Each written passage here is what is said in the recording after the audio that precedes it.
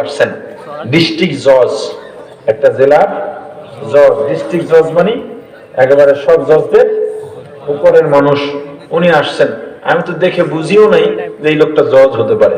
পাগড়ি পরা, মুখে দাড়ি, মুসাফা করে, কথায় কথায় আল্লাহ রাসূলের কথায় লোকটা কেমন শরীরে ঝাঁকুনি দেয়, চোখের থেকে পানি পড়ে যায়। পরে জানলাম লোকটা জজ, ডিস্ট্রিক্ট জজ। উনি ডিসি ছিলেন এক জেলার। বিয়ের আগে চরমনায়ের মরহুম হযরত সৈয়দ ফজলুল করিম রাহমাতুল্লাহি আলাইহির বয়ান শুনেছেন, তো ততটাও রেখাপাত করেনি। কিন্তু উনি যেখানে ছিলেন ওখানের মানুষজন যখন জেনেছে ওনার বাড়ি আবার বরিশালে, জজের বাড়ি বরিশাল, স্থানীয় মানুষজন যখন জানছে যে ডিসি স্যারের বাড়ি বরিশাল, সবাই গিয়ে পানি পড়া আনে। ডিসি তো অবাক, ভাই আমার কাছে কেন পানি চান? আপনি বরিশালের মানুষ, সৈয়দ ফজলুল করিম রহমতুল্লাহ এলাকার মানুষ, নিশ্চয়ই বরকত আছে। এটা তাদের আবেগ, এখানে শরীয়তের কোনো মাসালা নেই। এটা কি আবেগ, এটা শরীয়তের কোনো অস্তিত্ব নাই যে এখন ওনার থেকে নিলেই সে ভালো হয়ে যাবে। এটা সির্ফ একটা আবেগ, এবং এই আবেগে গুনাহ নাই যদি সে শিরক না করে। কথা বুঝে আসছে? বলে এরপরে উনি একদিন চরমনাইতে গেলেন, সেখানেও তেমন একটা প্রভাব পড়ে নাই, ঘুরে ফিরে আসছেন, তখনও ডিসি। এরপরে হঠাৎ হুজুরের যে কোনো এক বয়ানে পাগল হয়ে গেলেন। তার ছেলে 6-এ পড়ে তখন, হাই স্কুলে, প্রত্যেক ক্লাসে 1 নাম্বার। ওখান থেকে উনি বাসায় চলে এলেন। একজন মন্ত্রীর বোন ওনার স্ত্রী, বর্তমান রানিং মন্ত্রীর বোন স্ত্রী, বাসায় গিয়ে বললেন ছেলেকে সাজিয়ে দাও। কেন? চরমনাই মাদ্রাসায় ভর্তি করে দেব। আপনার কি হয়েছে? কোনো কথা নাই। 32 ইঞ্চি টেলিভিশন, সেই সময় টেলিভিশনটা আছাড় দিয়ে ভেঙে ফেললেন। ওদিক থেকেই তিনি জুব্বা পাগড়ি বেঁধে ঘরে ঢুকেছেন। ডিসি মানুষ জুব্বা পাগড়ি পরে ঘরে ঢুকছে হঠাৎ করে। এরপর ম্যাজিস্ট্রেট হলেন, স্ত্রীর জন্য হাত মোজা পা মোজা নিয়ে গেছে, এর বাইরে আর বের হওয়া যাবে না। মান ইউরিদিল্লাহু বিহি খায়রান ইউফাক্কিহু ফিদ্দীন। মুসলমান ইমানদার, আসলে আল্লাহর কাছে হেদায়েত চাওয়াও লাগে, তাই না? আমরা কয়দিন হেদায়েত চাইছি? এই যে আপনারা ওয়াজে আসছেন, আমি তো জোর দিয়ে একটা কথা বলতে পারি যে আজকে মাহফিলে বয়ান শুনবো, আমল করব, এই নিয়তে বয়ান আসছেন এমন লোকের সংখ্যা খুবই কম। আসছেন মেজবা হুজুরের সুর ভালো, এই সুর শুনতে আসছেন, বয়ান শুনবেন, শোনার পরে আপনি আমল করবেন, এই নিয়তে কয়জন আসছেন? হ্যাঁ, এই নিয়তে আসেন নাই, যদি না এসেও থাকেন তাতেও সমস্যা নাই। আসার পরে বয়ান শুনে যদি আপনার নিয়ত পরিবর্তন হয়, এটাই তো কামিয়াবি। তার মানে আপনি বয়ানে আসবেন, নিয়ত ভালো না এজন্য আসবেন না, না আসেন। আসার পরে কোরআনের তাসিরে, কোরআনের প্রভাবে, দ্বীনি আলোচনার প্রভাবে, মুমিনদের সঙ্গে একসাথে বসার প্রভাবে আল্লাহ আপনার অন্তরকে পরিবর্তন করে দিতে পারে। এরকমটাই তো হচ্ছে।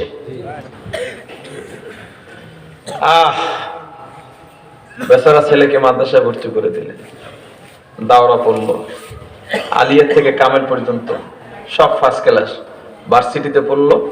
এখন ছেলে ডাক্তারি শেষ করলো। এখন ছেলে বলল, ম্যাজিস্ট্রেট সাহেব, জজ সাহেব আমাকে বললেন হুজুর ছেলে বলে এখন ইফতা পড়বে। আমি বলছি পড়ো। আল্লাহ কবুল করলো তো এমনই হয়। হ্যাঁ, আহারে, আল্লাহ কবুল করলে কাফেরদের সবচেয়ে বড় লিডার, সাহসী মানুষ, ক্ষমতাওয়ালা হযরত উমরকেও আল্লাহ মুসলমান বানাইয়া ইসলামের দ্বিতীয় খলিফা, জান্নাতের সুসংবাদ দিতে পারেন, অর্ধ জাহানের শাসকও বানাইতে পারে। আল্লাহ চাইলে সবই সম্ভব। মুসলমান ইমানদার, আপনার সন্তানকে আপনি অন্তত 5টা বছর নুরানি কিরাতুল কোরআন মাদ্রাসায় পড়ান, এতে আপনার কোনো লস নাই, আপনার কোনো লোকসান নাই। আমি প্রায় সময় বলি, এই বিশ্বাসই লালন করে আমি সবাইকে আলেম বানানো জরুরি নয়, যারা আলেম হওয়ার তারা আলেম হবে, তবে সবাইকে আলেম বানানোর জোর জবরদস্তির দরকার নাই। একটা মিশন লাগবে, যেই মিশনের টার্গেট হবে আমরা সবাইকে মুসলমান বানাবো। আলেম যারা হবার হয়ে যাবে, কিন্তু মুসলমান বানাতে হবে, ইলমের ফরজিয়ত যতটুকু শিখাতে হবে। এর জন্য কমপক্ষে 5 বছর মাদ্রাসায় সন্তানকে পড়ান। এ পর্দালির মা কেন বুঝো না রে মা, 5 বছর যদি নূরানী কিরাতুল কোরআনে পড়ানো হয়, 5 বছর আপনি সন্তানকে নূরানীতে পড়াবেন, ষষ্ঠ বছরে হাই স্কুলে ভর্তি করাবেন। হাই স্কুলে যাওয়ার পর আপনার সন্তান মাদ্রাসায় 5 বছর পড়ার পর স্কুলে গেলে আবার অনে পড়া লাগবে না। কোন ক্লাসে পড়বে? 6-এ। কোন ক্লাসে? 6-এ পড়বে। লাভ, স্কুল থেকে প্রাইমারি শেষ করা ছাত্র আর নুরানি শেষ করা হাই স্কুলের ছাত্র, নুরানি কিরাতুল কোরআনের ছাত্রের হাতের লেখা প্রাইমারির ছাত্রের থেকে ভালো হবে, গ্যারান্টি দিয়ে গেলাম, দায়িত্ব নিয়ে বললাম। ও ইংরেজিও স্কুলের ছাত্রের থেকে ভালো পড়তে পারবে, অঙ্কও ভালো পড়তে পারবে, হাতের লেখাও ভালো হবে। মাঝখান দিয়ে স্কুলের ছেলেটা কোরআন পড়তে পারবে না, আপনার সন্তান কোরআন পড়তে পারবে। স্কুলের ছেলেটা ওযু গোসলের মাসালা জানবে না, আপনার সন্তান ওযু গোসলের মাসালা জানবে। আপনার সন্তান 5 বছর যদি নুরানি কিরাতুল কোরআন মাদ্রাসায় পড়ায় শেষ করাতে পারে, কোনদিন আপনার সন্তান বড় ডাক্তার হবে, ইঞ্জিনিয়ার হবে। যদি নামাজে দাঁড়ায় নামাজটা শুদ্ধ হবে। 1000 ইঞ্জিনিয়ার, একজন হুজুর খোদা লাগবে ইমামতির জন্য, না না, আপনার সন্তান তখন বুক টান টান করে ইমামের জায়নামাজে চলে যাবে। আপনি যদি মারা যান, আপনার জানাজা পড়াতে মহল্লার ইমাম লাগবে না, কারণ উদ্ধারিরা মায়া দিয়া কোনো লাভ হয় না। ধার করা মায়া বুঝেন কি? আপনার জন্য আপনি মারা গেলে আমি কান্দু মিয়া, যদি কান্দি ওটা হলো হুদা অভিনয়। হ্যাঁ, আপনার সন্তান আপনার জানাজা পড়াবে, এর চেয়ে বড় ভাগ্যের আর কি হতে পারে? সন্তান তো আপনার 4টা আছে, 5টা আছে, একজন ডাক্তার, ইঞ্জিনিয়ার, বৈজ্ঞানিক, কত ভাব আপনার। আমার ছেলে এই সেই গর্ব করে বলে, হুজুর আমার ছেলে অমুক জায়গা আছে, কিন্তু জানাজা পড়াইতে পারার যোগ্যতা একটাও আপনি বানান নাই। কিসের বাপ আপনি? আপনার সন্তান কোরআন পড়তে পারে না, আপনার মেয়েটা কোরআন পড়তে পারে না, বিয়ে একটা করছেন এমন মহিলা যে মহিলাও কোরআন পড়তে পারে না। আছে না নাই? কোরআন তো নাই আমাদের কাছে, অথচ আপনারা কারি সাহেবের এলাকার মানুষ, এই দেশে যার মাধ্যমে কোরআন সহি এসেছে, যার মাধ্যমে বাংলাদেশের মানুষ কোরআনকে শুদ্ধ করে পড়তে শিখেছে। আমরা আগে কি বলতাম জানেন আমাদের এলাকায়, এবং এটা জানতাম যে উজানি আশপাশ এলাকার মানুষজন যারা রিক্সা চালায় ওরাও কোরআন শরীফ সুন্দর করে পড়তে পারে। পরে যখন বাস্তবে এলাম, আমি দেখলাম হুদাই গপ্প মারতাম। অথচ আপনাদের প্রতি কত সুধারণা ছিল আমাদের। আমরা এটা ভাবতাম কারি সাহেবের এলাকার মানুষ কোরআন পড়তে জানবে না, এটা কিভাবে হয়? একটু আফসোস নাই আপনার মাঝে যে আপনি কোরআন জানেন না, কোরআন পড়তে পারেন না? একটু আফসোস নাই আপনার মাঝে? নিয়ত করেন আপনার সন্তানকে আপনি কোরআন শিখাবেন যথাযথ মর্যাদায় এবং গুরুত্ব দিয়ে। ইনশাআল্লাহর আওয়াজ কয়েকজন পাইছি, এরা মনে আগে থেকেই পড়ায়, এতে সিরিয়া ভেজবে না, এই ইনশাআল্লাহ সিরিয়া ভেজবে না। শেষ করি, ওই পাঠও আছে।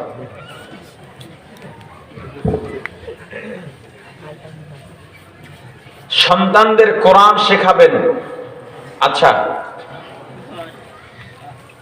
0 থেকে 10 বছর পর্যন্ত সন্তান আছে, বড় হয়ে গেছে অনেকে, ওটা পড়ে, বাকি এখন ছোট 10 বছর পর্যন্ত, 0 থেকে 10 বছর পর্যন্ত সন্তান আছে। এমন আছেন কে কে? এমন সন্তানের বাবা কে কে? হাত উঠান, উঠান, একটু হাতটা ভালো করে উঠান, উঠান। 0 থেকে 10 বছর পর্যন্ত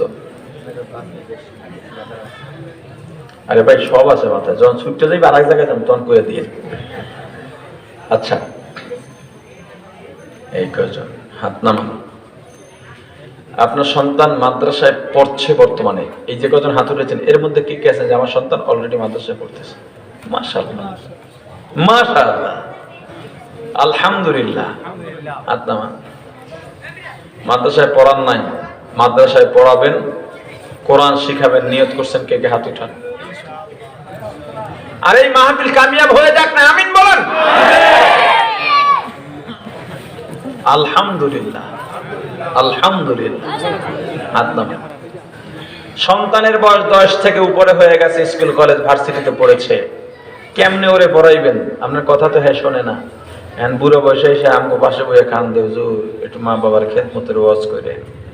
মা বাবার খেদমতের ওয়াজ করে কোনো ফায়দা নাই। কেন? আপনার সন্তানের দায়িত্ব যে পালন করা দরকার ছিল সেটা আপনি করেন নাই, অতএব সন্তান আপনার খেদমত করবে না যত ওয়াজ করি না কেন। আপনি ছোট সময় সন্তানের দায়িত্ব পালন করলে সন্তান অটোমেটিক আপনার দায়িত্ব, আপনার খেদমত করত। যাদের ছেলে মেয়ের বাবা বিদেশে আছেন, এই ছেলে মেয়েগুলো নানা, চাচা, মামা বা দাদার কাছে মানুষ হচ্ছে, এমন নানা, দাদা, মামা, চাচা কারা আছেন? হাত উঠান। 1 জন, 2 জন, 3 জন, হাত উঠান, ভালো করে উঠান। আপনাদের অঞ্চলের মানুষ তো বেশি প্রবাসী, তো এত কম কেন হাত? এই যে কয়জনে হাত উঠাইছেন, ওই সন্তানদের বাবার সঙ্গে আলোচনা করে, মায়ের সঙ্গে আলোচনা করে মাদ্রাসায় কোরআন শেখাবেন। আমি আপনাকে দাওরা পাস করাতে বলিনি, মুফতি মাওলানা হতে বলিনি। যদি আল্লাহ কবুল করেন হবেন, তবে কোরআন শিখাতে হবে, ইলমের ফরজিয়ত শিখাতে হবে, এতটুকুর শিকারে উক্তি নিচ্ছে। কথা বুঝে আসছে? হ্যাঁ, আচ্ছা। 15 বছর হয়ে গেছে যুবক, 15 বছর থেকে 30 বছর পর্যন্ত যুবক কারা আছো ভাই? হাত উঠাও, উঠাও হাত। তোমরা একটু দাঁড়াও, তোমাকে হুদা হাত লইলে কাম হইতো না। দাঁড়াও, দাঁড়াও, দ্রুত দাঁড়াও, দেরি করা যাবে না, দাঁড়াও। সব যুবক ময়দানে এসে গেছে, ওরা ইসলাম চায়, ইসলামকে ভালোবাসে, কিন্তু ইসলামকে জানে না বিধায় ওরা যা চায় তা অনেক সময় করতে পারে না। ওদেরকে ইসলাম জানাতে হবে। এই জানাবার দায়িত্ব কি এই এলাকার ওলামায়ে কেরামের নাই?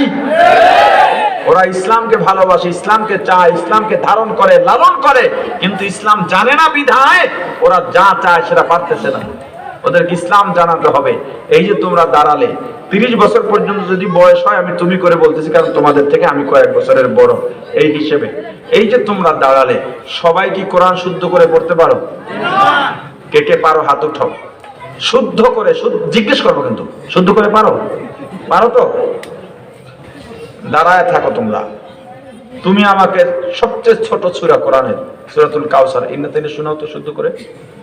আউযু বিল্লাহি মিনাশ শাইতানির রাজীম।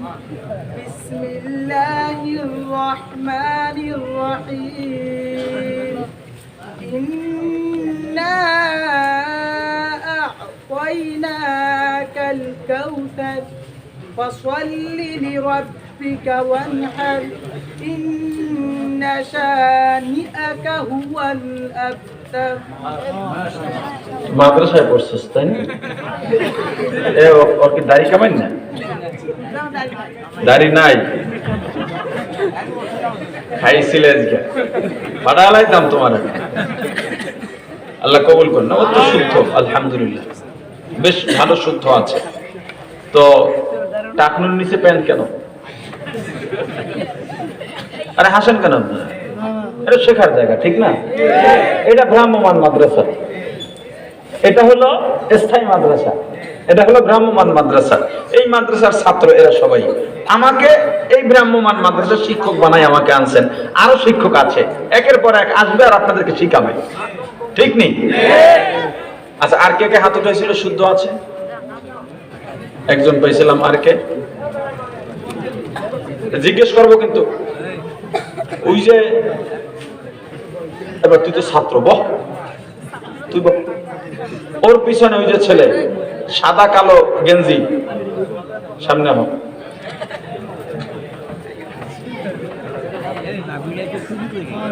দ্রুত করো। শুদ্ধ করে পড়তে পারো? মাদ্রাসায় পড়ছো? দাখিল মাদ্রাসায় পড়ো, এটা তো ভালো। প্যান্ট যে পড়ছো ভাঁজ করে টাকনুর উপর উঠাইছো, এটা হবে না। এমন প্যান্ট বানাবা যেটা টাকনুর নিচে না যায়, সাইজ ওটুক হবে, ঠিক আছে? দাড়ি ঠিক আছে? ছাটো না তো? যদি আগে সেটেও থাকো আর ছাড়বা না, আল্লাহ রাসূল কষ্ট পায়। কোরআন যদি শুদ্ধ করে পারো, নিশ্চয়ই তোমার অন্তরে আল্লাহ কোরআনের নূর ঢেলে দিয়েছেন, আল্লাহ তোমাকে পছন্দ করেছেন। এই নিয়ামতকে তুচ্ছ করবা না, ঠিক আছে? এই নিয়ামতটাকে অবহেলায় শেষ করে দেবা না।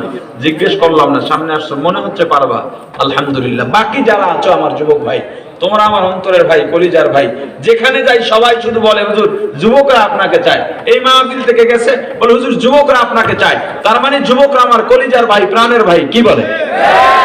আমার তোমাদের কাছে দাবি, এই এলাকায় যত কাজ থাকুক তোমাদের, দুইটা ওয়াদা আমাকে তোমাদের দিতে হবে আজকে।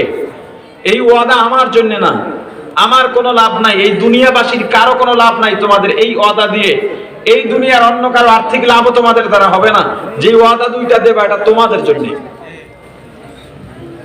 এক, সারাদিন কাজ করো, এশা পর্যন্ত কাজের রুটিন থাকবে, এশার পরে কোনো কাজ থাকবে না। এশার পরে 2 ঘন্টা কোরআন শিখবে, 1 ঘন্টা কোরআন শিখবে তাসবিহ সহ, আর 1 ঘন্টা মাসআলা মাসাইল জানবে। কিভাবে নামাজ পড়তে হয়, কিভাবে ওযু করতে হয়, কিভাবে কি করতে হয়, এগুলো শিখবে। এজন্য একজন হুজুর নিয়োগ দিবা, যত টাকা লাগে তাকে দিতে হবে। আজকে বলতেছি, মানতে পারলে ভালো, যদি না মানতে পারো কিয়ামতের ময়দানে তোমার সঙ্গে আমার দেখা হবে। যে বলবে হুজুর কিয়ামতে তো কেউ কেউ চিনে না, দেখা হয়ে কি হবে? কে বলছে চিনা না? সবাই সবাইকে চিনবে। ইয়াফিরু, চিনবে আর দেখেই পালাবে, পরিচয় দেবে না। সেদিন আমাকে বলবে আমি চাই না, সেদিন আমাকে বলবে যে হুজুর আপনি বলছিলেন মানি নেই, কেন আমাকে ধরে বেঁধে পিটাইয়া মানান নাই? এটা বলবে সেদিন তুমি। তোমার জন্য বলছি, এশার নামাজের পরে যদি আল্লাহর ভয় তোমার অন্তরে থাকে, যে কোনো সময় আমি মারা যেতে পারি, যে কোনো মুহূর্তে মারা যেতে পারি, একটু ভয় অন্তরে ঢুকাও। তোমাদের 2টা পায়ে ধরে বলে যাচ্ছি, তোমরা এশার নামাজের পরে প্রতিদিন 2 ঘন্টা সময় দেবে, মাত্র 2 ঘন্টা সময় দেবে। 1 ঘন্টা তাসবিহ সহ কোরআন শিখবে, আর 1 ঘন্টা বাস্তব চিত্র সহ মাসআলা শিখবে। এজন্য একজন হুজুর নিয়োগ দেবে, অথবা মসজিদের ইমাম, মাদ্রাসার কোন শিক্ষককে নিয়োগ দেবে। ভালো একটা সম্মানীয় তাকে দিতে হবে। এবং ফজরের পরে 1 ঘন্টা রাতের পড়া শোনাবে হুজুরকে। এটা কেন বললাম? ফজরের নামাজ তোমরা মসজিদের সবাই একসঙ্গে জামাতে পড়ে এরপর হুজুরের কাছে মক্তবে বসবে। এতটুকু ওয়াদা তোমরা দিতে পারো? একটু হাত উঠাইয়া দেখাও। দাঁড়ানো যারা নিয়ত করতে পারো হাত উঠে। কে কে হাত উঠে নাই দেখেন, ওটার পাড়াই দেন, আদর করে বের করে দেন। কারণ ও আমাদের এই ময়দানের লোক না, ও ভুলে জায়গায় ঢুকে পড়েছে। হাতটা টান টান করে উঠাও না রে ভাই। আল্লাহ এদেরকে কবুল করেন। বিশ্বাস করো, বিশ্বাস করো, আল্লাহ তাআলার আরশ পর্যন্ত তোমাদের উপরে খুশি হয়ে গেছে। আল্লাহর অন্তর খুশি হয়ে গেছে, কুদরতি অন্তর খুশি হয়ে গেছে। আল্লাহ রহমতের দরিয়া, রহমতের সাগর খুলে দিয়েছেন তোমাদের জন্য। আল্লাহ এদেরকে কবুল করেন। আরো জোরে বলেন আমিন। বসো। মুরব্বী যারা আছেন 30 বছর থেকে একেবারে 80 বছর পর্যন্ত, এই বুড়ারা কি মনে করে, ও হুজুর এখন তো সময় নেই, যা ওইসে আল্লাহ দেখবো। আল্লাহ আপনার খালাতো ভাই লাগে নাকি? না, আল্লাহ এভাবে ছাড় দেবেন না। আপনি বৃদ্ধ হয়ে গেছেন, কথা বলতে পারেন না, হাঁটতে পারেন না, চেষ্টায় লেগে যান। আপনি চেষ্টা করবেন আর এই সময় ভুল দিয়া পড়বেন, আল্লাহ আপনাকে ক্ষমা করে দেবেন। আপনি চেষ্টা করবেন না, ভুল কম, তবু আল্লাহ আপনাকে ক্ষমা করবেন না। মুরব্বী যারা আছেন আপনারাও এশার পরে, এই যুবক আর মুরব্বী একসঙ্গে বসা যাবে না, তাহলে পড়ালেখায় একটু গ্যাপ হয়ে যাবে। কারণ মুরব্বীদের সময় লাগবে বেশি। মুরব্বীদের 1 মাস লাগলে যুবকদের হয়তো সর্বোচ্চ 15 দিন লাগতে পারে সেটা শিখতে। মেধা শক্তি বয়সের সঙ্গে সঙ্গে লোপ পেতে থাকে, শ্রবণ শক্তি, দৃষ্টি শক্তি আস্তে আস্তে কমতে থাকে। এজন্য মুরব্বী যারা আছেন 30 বছরের উপরে 30 থেকে 40 আলাদা ক্যাটাগরি করা যায়, তবে একসঙ্গে দিয়ে দিলাম 30 থেকে একেবারে 80 বছর পর্যন্ত যারা আছেন কারা একটু হাত উঠান। বুড়ো বেল এমন নাই, দেখছেন কত কম, সব যুবক দখল করে নিয়ে গেছে। আলহামদুলিল্লাহ। আর আপনারা হাত নামান উঠান, আপনারা জান্নাতে গেলে আরো যুবক হয়ে যাবে। হ্যাঁ, তুমি আর কি শক্তি, বেশি শক্তি সেখানে পাবেন। হাত উঠায় রাখতে মুরব্বীদের কষ্ট হয় জানি, হাত নামান। আপনারা কোরআন শিখবেন বাবা, অর্থ জানা লাগবে, জানলে ভালো, কিন্তু আপনি তাফসীর না জানলে কোরআন, এই যারা দেখেন একটা কথা বলে, কোরআন যারা অর্থ সহ পড়তে বলে, কোরআন আপনি অর্থ সহ, অথচ মাসালায় তো কোরআন যারা তাফসীর জানে না তাদের জন্য কোরআনের অর্থ পড়া জায়েজ নয়। কারণ হলো আপনার কোরআনের অর্থ পড়তে গেলে, কোরআন তো সব জায়গায় অর্থ বিস্তারিত না, সংক্ষেপ, আপনি তো ভ্রষ্ট হতে পারেন। যেমন আমি একটা আয়াত করি, আলহামদুলিল্লাহি রাব্বিল আলামিন।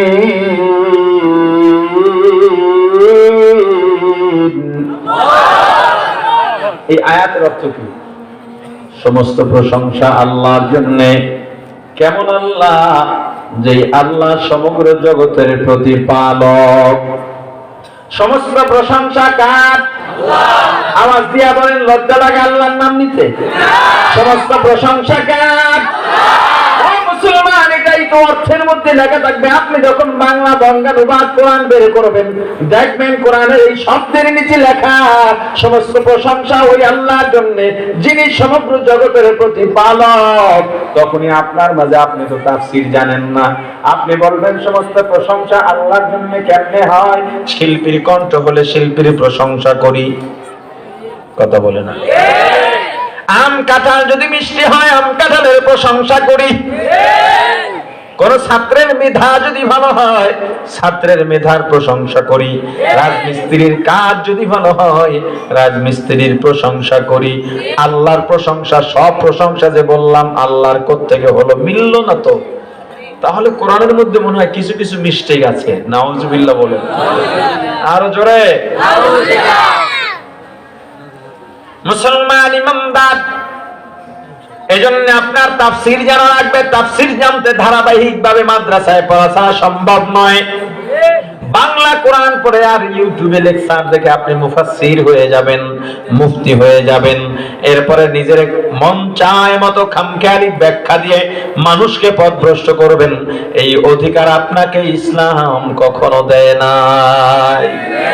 সমস্ত প্রশংসা যে আল্লাহ বললেন আল্লাহর জন্য, দেখেন কিভাবে মিলে যায়। এবার বলেন, শিল্পীর যদি প্রশংসা করা হয়, শিল্পীর যে সুন্দর কণ্ঠ কে দিয়েছেন? আওয়াজ দিয়া বলেন, কে দিয়েছেন? কোন শিল্পী নিজের থেকে কণ্ঠ সুন্দর বানাইতে পারে না। আমের মিষ্টতা, কাঁঠালের মিষ্টতা কে দিয়েছেন? যে মিস্ত্রি হাত দিয়া কাজ করে, ওই মিস্ত্রিকে যোগ্যতা কে দিয়েছেন? যদিও শিল্পীর প্রশংসা করা হয়, মূলত শিল্পীর তো এখানে কোনো যোগ্যতা নাই। আল্লাহ যেহেতু গুণ দিয়েছেন, দেখতে চোখে যদিও শিল্পীর প্রশংসা দেখা যায়, আম কাঁঠালের মিষ্টতার প্রশংসা দেখা যায়, মূলত সব প্রশংসা গিয়া জমা হয় আল্লাহর প্রশংসার ঝুলিতে। এরপরে দেখেন, ছোট্ট একটা সূরা আছে কোরআনুল কারীমে, আলাম তারা কাইফা ফাআলা রাব্বুকা বিআসহাবিল ফিল।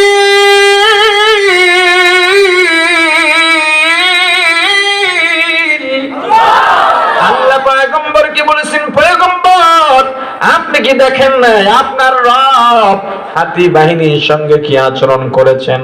কোন হাতি বাহিনী বুঝছেন তো? আব্রাহা হাতি বাহিনী নিয়ে যে বাইতুল্লাহ ভাঙতে এসেছিল, এই বাইতুল্লাহর ঘটনা আল্লাহ রাসূলকে জানিয়ে বললেন, পয়গম্বর আপনি কি দেখেন নাই আব্রাহা ও তার হাতি বাহিনীর সঙ্গে আমি কি আচরণ করেছি? বড় লক্ষণীয় বিষয়। আপনি যখন অর্থ পড়বেন সেখানে লেখা থাকবে, আপনি কি দেখেননি হাতি বাহিনীর সাথে আপনার রব আব্রাহার সঙ্গে আপনার রব কি আচরণ করেছেন? ওরে মুসলমান, যান, অথচ আপনি যখন ইতিহাস দেখবেন হাতি বাহিনী নিয়ে আব্রাহা যে বাইতুল্লাহ ভাঙার জন্য গিয়েছিল, সেই ঘটনা ছিল নবীজি দুনিয়াতে জন্মের 50 থেকে 55 দিন আগে। ঘটনাটা নবীজি দুনিয়াতে জন্মের পরে না আগে? নবীজির জন্মই হয় নাই, নবীজির জন্মই হয় নাই। নবীজি এই ঘটনা দেখার কথা কথা বলে না।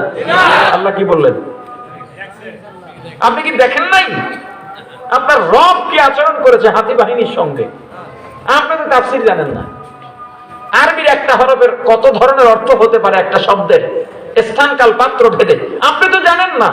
না জানার কারণে টিভির বাক্সে বৈশা ফতুয়া দেয়, লাকুম দীনুকুম ওয়ালিয়া দিন, তোমাদের ধর্ম তোমাদের, আমাদের ধর্ম আমাদের। ওরে ব্যাখ্যা। আরবির মধ্যে একটা শব্দের অনেকগুলো অর্থ হতে পারে। আগে পিছের শব্দ দেখে স্থান কাল পাত্র ভেদে অর্থ নির্ণয় করা হয়।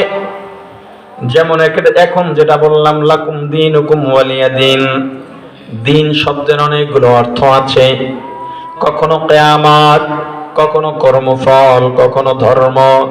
যেমন সূরা ফাতিহার মধ্যে পড়ি মালিক ইয়াউমিদ্দিন, এখানে দিন অর্থ কিয়ামত, আল্লাহ কিয়ামতের মালিক, শেষ বিচারের মালিক। আবার বলি ইন্নাদ দীনা ইনদাল্লাহিল ইসলাম, আল্লাহর কাছে মনোনীত ধর্মের নাম হলো ইসলাম। এখানে ইন্নাদ দীন, এই দিন অর্থ ধর্ম, আর লাকুম দীনুকুম, এই ধর্মের অর্থ কর্মফল। যখন কাফেররা নবীজির কাছে প্রস্তাব নিয়ে গেল, পয়গম্বর আমাদের ধর্ম কতদিন আপনি পালন করেন, আমরাও কতদিন আপনার ধর্ম পালন করব।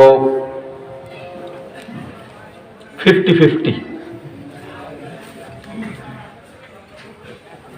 আপনার ধর্ম আপনি কতদিন পালন করবেন, আমাদের ধর্ম আপনি কতদিন পালন করবেন, আপনার ধর্ম আমরা কতদিন পালন করব।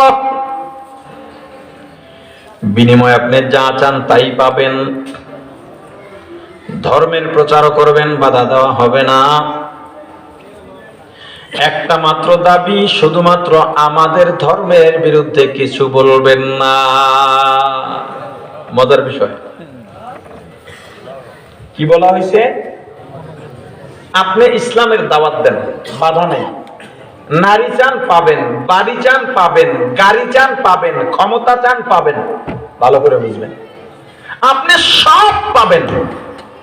দ্বীনের দাওয়াতও দেবেন, রিসালাতের দাওয়াতও দেবেন, ইসলাম গ্রহণ করতেও বলবেন। শুধু আমাদের মূর্তির বিরুদ্ধে বলবেন না, আমাদের ধর্মের বিরুদ্ধে বলবেন না। বয়ানে ওঠার পরে বা ওঠার আগে অনেকে বলে, হুজুর কোরআন হাদিস দিয়া বলেন, কারো বিরুদ্ধে বলবেন না। কোরআন হাদিস দিয়ে কথা বললে তো বিরুদ্ধে যাবেই।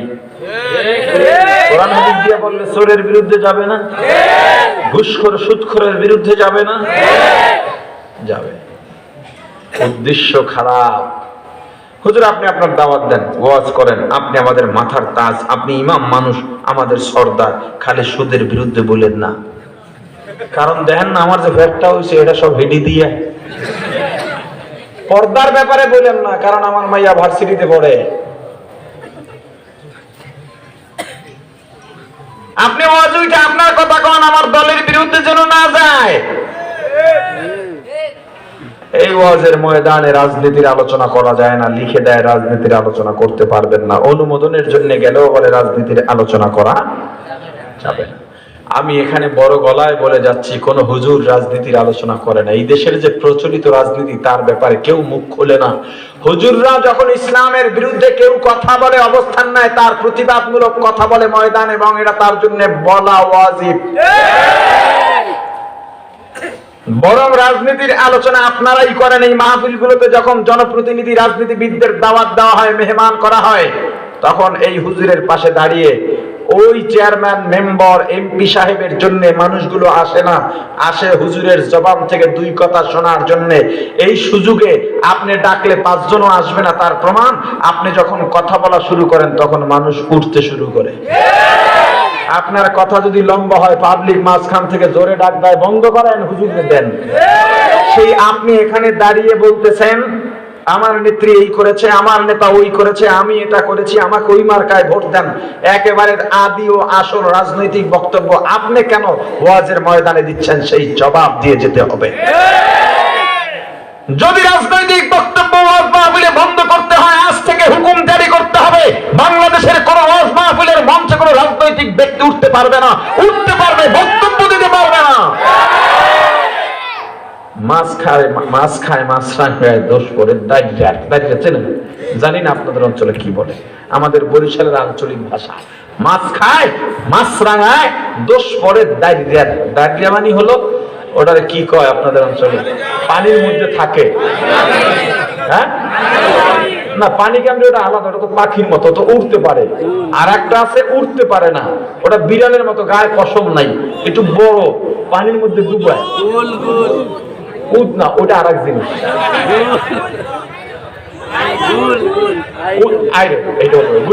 এইটা ঠিক আছে, এইটা ঠিক আছে। হুজুররা সব খাইয়ে শেষ করলো, হুজুররা বলে খাইয়ে শেষ করছে। এই দেশে ঘুষ খায় হুজুররা? টেবিলের নিচে হাদিয়া নেয় হুজুররা? ট্রাক থামাইয়া পকেট চুলকায় হুজুররা? কথা বলো না। খাইলো কারা? দোষ হইলো কাদের? কে খায়? দোষ কার?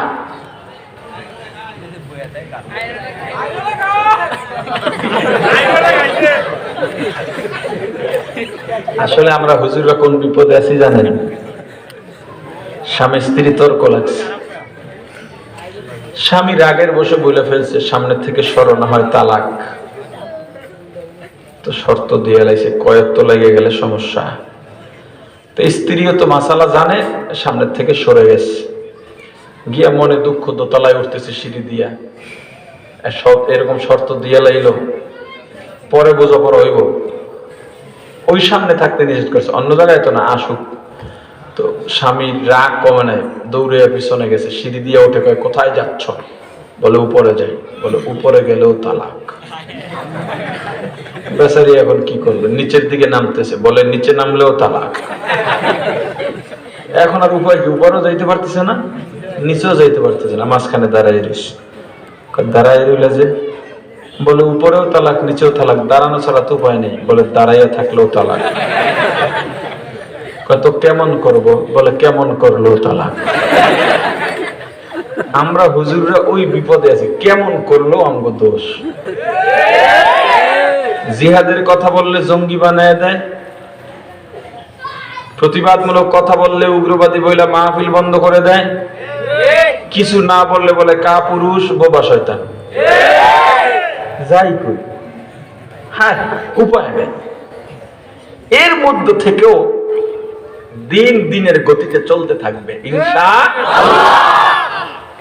এলাকায় বয়স্ক কোরআন শিক্ষা চালু করেন, আর যাদের ছোট ছোট ছেলে মেয়ে আছে এদেরকে কোরআন শিখান। যুবকরা নিজেদের দায়িত্বে কোরআন শেখো। এই এলাকায় কয়েকটা যুবক যদি দ্বীনের দায়ী হয়ে যায়, হযরত ওমরের মতো। হযরত ওমর যখন ইসলাম গ্রহণ করলেন, আল্লাহ রাসূলকে বললেন, হুজুর ওমর যেই ধর্মে আসছে ওই ধর্মে আর গোপনে আজান হবে না। তোমার এলাকায় কি এমন কোন ওমর নাই যে দাঁড়িয়ে বলবে আমি ইসলামে ঢুকেছি, কোরআন শিখেছি? এই অঞ্চলে আর কোনদিন নামাজ আযানের সময় টিভি চলবে না। রমজান মাসে দিনের বেলায় হোটেল রেস্তোরাঁ খোলা থাকবে না। কোন দিবস উপলক্ষে গভীর রাত করে পটকা ফুটানো যাবে না, ফানুস উড়ানো যাবে না। কোন ধরনের জাল মাইক চালিয়ে গান বাজিয়ে এলাকার মানুষের ঘুমের ডিস্টার্ব করা যাবে না। তোমাদের আনন্দের বলি হচ্ছে, দেখো না ঢাকায় বাড়ি পুড়ে গেছে। লজ্জা হওয়া দরকার। তুমি মুসলিম, তুমি মুসলমান, তোমার লজ্জা হওয়া দরকার। লজ্জা নাই।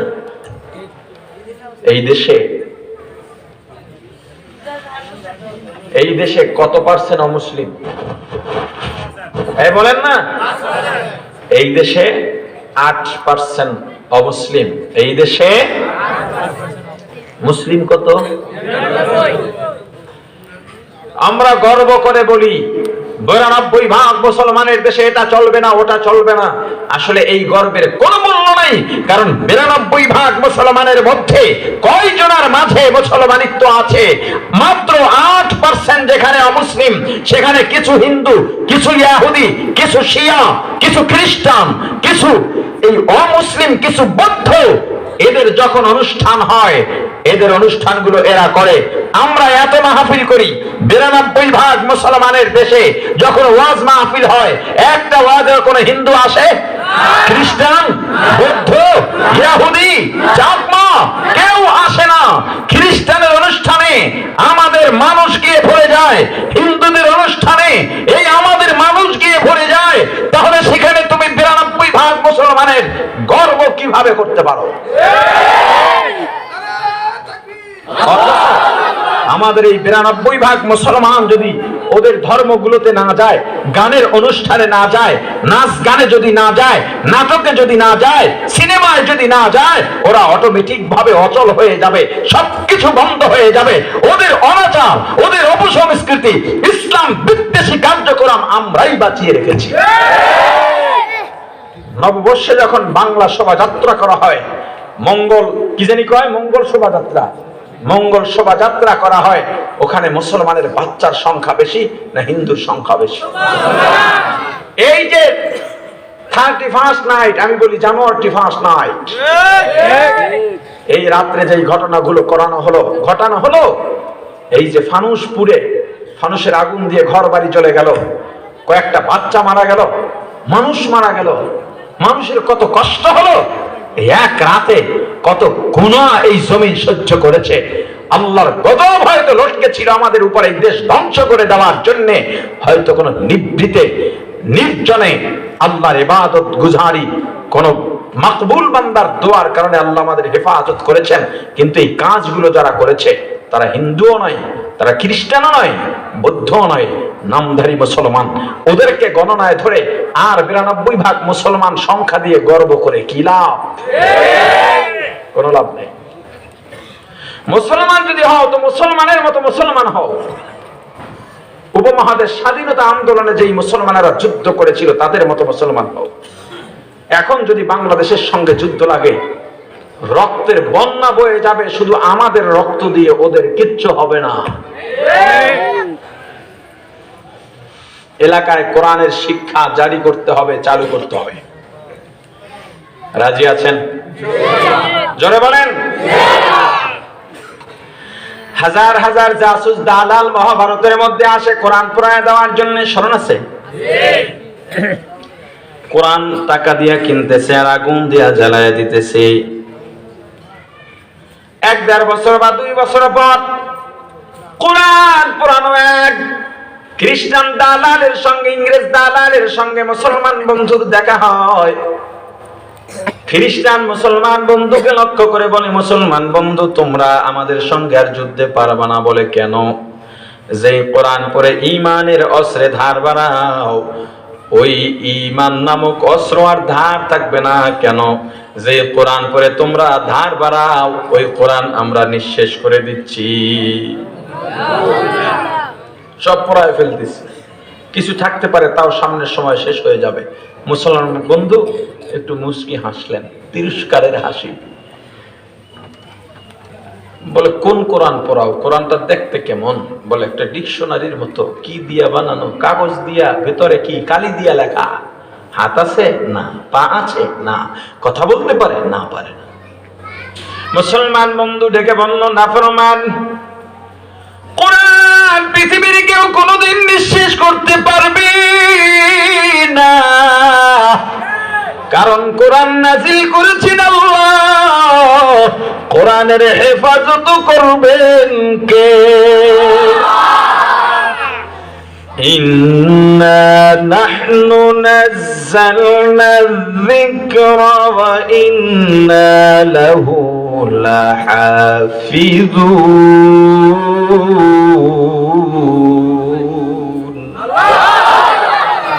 মুসলমান বন্ধু ডেকে বলে, নাফরমান বল, এমন একটা কোরআন পড়াও যেটা দেখতে একটা ডিকশনারির মতো, কাগজ দিয়ে বানানো, কালি দিয়ে লেখা। নাই, পা নাই, জবান নাই, কথা বলতে পারে না, কিন্তু আল্লাহ এমন কোরআন রেখেছেন যেই কোরআনের হাত আছে, পা আছে, কথা বলতে পারে। আবার তুমি বেশি কথা বললে ঘুষিও মারতে পারে। কয় এমন আবার কোরআন আছে নাকি? তাড়াতাড়ি সন্ধান দাও, জীবন্ত কোরআন পড়াইয়া প্রমোশনটা লই। দেখতে চাও? বলে হ্যাঁ। ভারতের দিল্লির শাহী মসজিদের পাশে হিফজখানা মাদ্রাসায় চলে গেলেন। ও মুসলমান ইমানদার আল্লাহর গোলাম, মাদ্রাসার হাফেজকে ডেকে বললেন, হাফেজ, আমাকে একজন ছাত্র দেন, এক বালক দেন, যেই ছেলেটা 30 পারা কোরআন মুখস্থ পড়তে পারবে। 10-12 বছরের এক সন্তান দেওয়া হলো, কোরআনের হাফেজ। মুসলমান বন্ধু ডেকে বললেন, বাবা দেরি করার সময় নাই, সময় নাই, দেরি করা যাবে না, কোরআনের তেলাওয়াত শুরু করে দাও। ছোট্ট বালক মধুর আওয়াজে কোরআনের তেলাওয়াত শুরু করে দিয়েছেন। ওয়াইদা তুলিয়াত আলাইহিম আয়াতুহু জাদাতুহুম ঈমানা। বুঝলে না কোরআনের মর্মটা কি? আর তুমি গাধা, এত রাগ উঠে, এত কষ্ট লাগে। এত বছর মাদ্রাসায় আমরা পড়লাম, আমাদের সে যারা জানু আলেম তারা তো বেশি অধ্যয়ন করেছেন। আর এই 2 দিন ইউটিউবের লেকচার দেখে এসেই বলে কোরআন না বুঝতে পড়া যাবে না। অথচ আল্লাহ বলছেন কি, কোরআন পড়লেই ঈমান তাজা হয়ে যায়। মুসলমান ইমানদার এক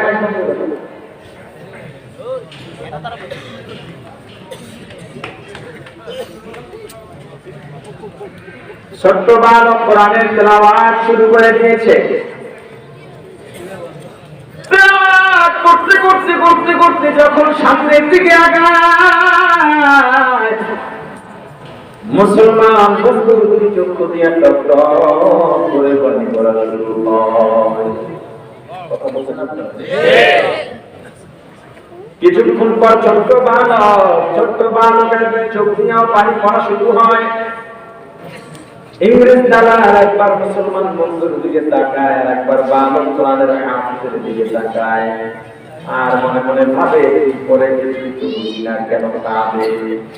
কিন্তু তেলাওয়াত করতে করতে আর যখন সামনে দিকে আগায়, এবার ইংরেজের চোখ দিয়েও টকটক করে পানি পড়া শুরু হয়।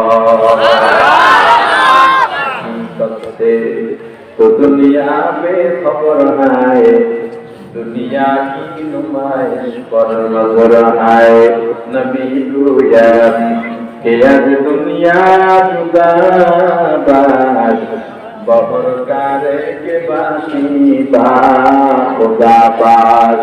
इस दुनिया आज खुदा का फिर गुजर, मैं तमाशो रहो पर जिंदगान। दुनिया में हो दुनिया का तलब गार नहीं दो, दुनिया में हो दुनिया का तलब गार नहीं हो, दुनिया में हो दुनिया का तलब गार नहीं हो, बाजार से गुजर हो कोई दर नहीं हो, बाजार से गुजर हो कोई दर नहीं हो। मुसलमान कुराने এত পাওয়ার তেলাওয়াত এত সামনে আগায়, ইংরেজি কান্নাও তত পারি। ছোট্ট বালকের তেলাওয়াত শেষ হয়ে গেল, কোরআন খতম। قل أعوذ برب الناس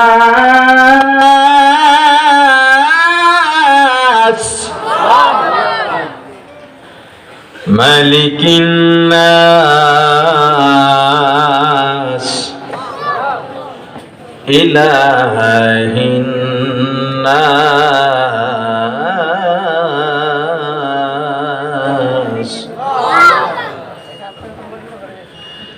من شر الوسواس الخناس الذي يوسوس في صدور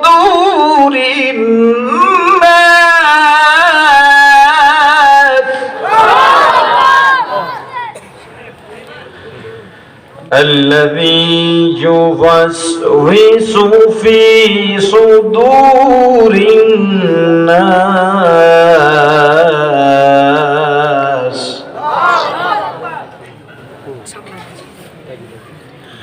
من الجنة والناس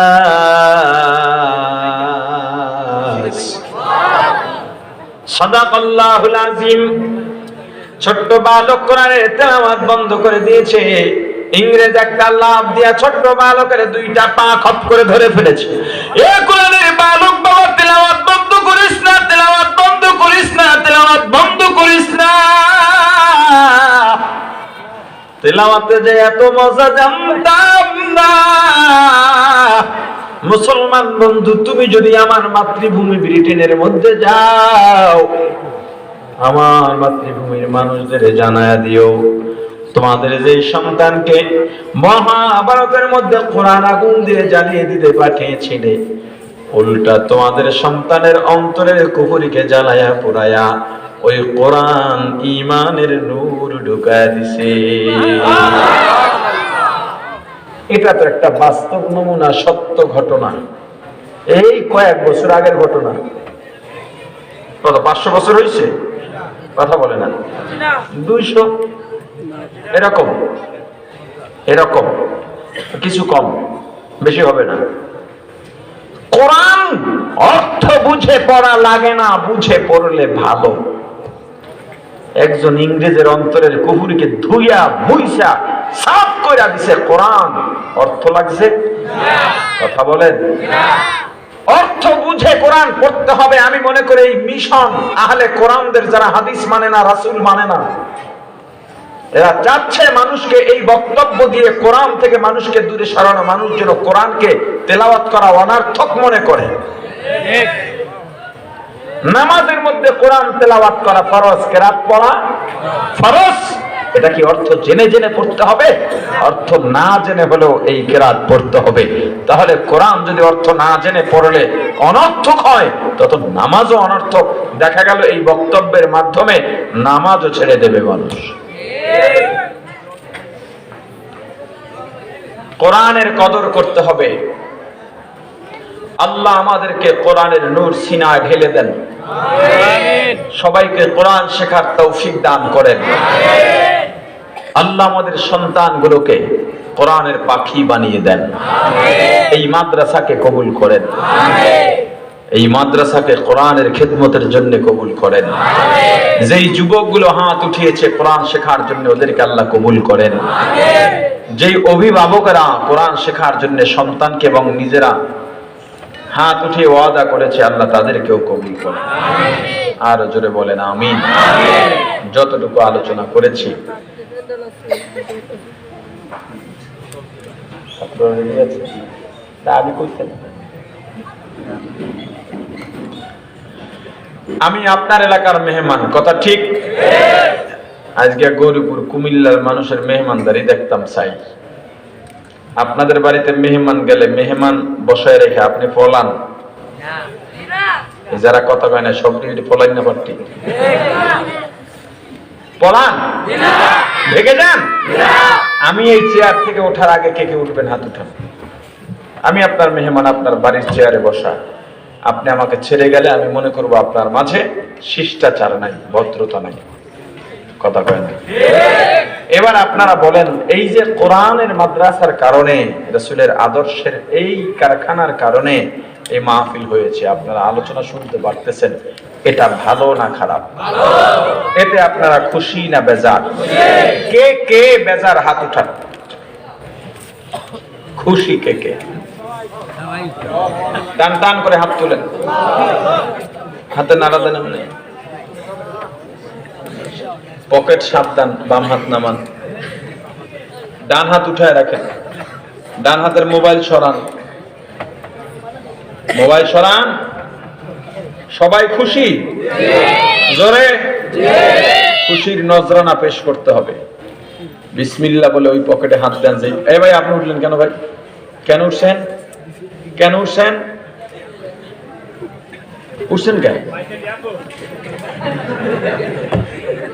বিসমিল্লাহ বলে ওই পকেটে হাত দেন যেই পকেটের নোটটা বড়। দেন দেন দেন, পকেটে হাত দেন। যেই নোটটা বড় সেটা দেবেন। একটা মানুষ উঠবেন না, না দিলে জোর করে নেওয়া হবে না। আমি মেহমান, এই ছেলেরা পরে নামো, আমি কথা শেষ করি। বড় নোট চাইছি, দেওয়া ওয়াজিব ফরজ কিচ্ছু না। দিলে আপনার লাভ, না দিলে ইন্দুরে টাকা নিয়ে যাইতে পারে। আজকে 1000 টাকার নোট দেবেন, 500 টাকার নোট দেবেন, আল্লাহ আপনাকে কোনো এক সময় কোনো এক ব্যবসায় বরকতে আল্লাহ 1000 কোটি টাকা দিয়ে দিতে পারেন। এটা বিশ্বাস করার নাম ঈমান। ঈমানদারের বিশ্বাস এমনই থাকতে হবে। এখন আপনার যদি হিম্মত কুওয়াতে 1000 টাকা 500 টাকার নোট বড় নোট দিতে সাহস না হয়, আপনার ঈমানে যদি না কুলায়, আপনি সবচেয়ে ছোট নোটটা হলেও দেবেন, খালি যাবেন না। কিন্তু দিতে হবে, কিন্তু দিতে হবে। আমার পকেটে যা যা আছে, মানি ব্যাগেও যা আছে সব দিয়ে দিলাম, একটা হাও রাখিনি। মাশাআল্লাহ। এবার ছেলেরা নামো, যারা